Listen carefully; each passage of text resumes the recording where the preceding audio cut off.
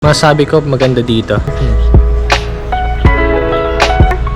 You want to kiss lips, I know.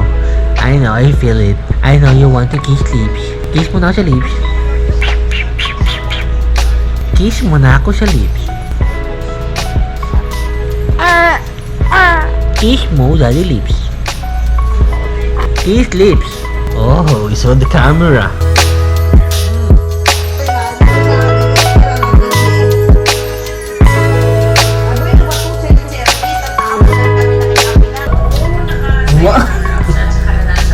Kaya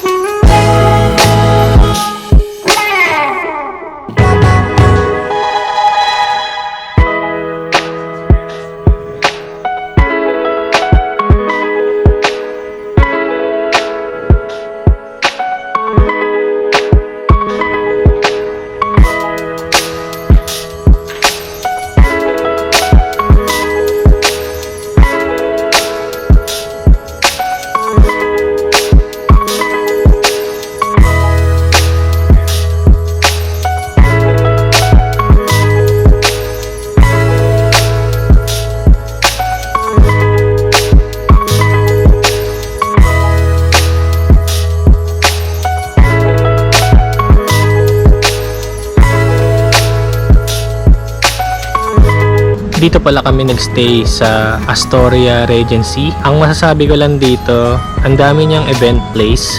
Parang ano siya nakafocus siya dun sa mga events and not particularly sa hotel services. Kasi regarding dun sa hotel services, I think ano siya 2-star lang siya.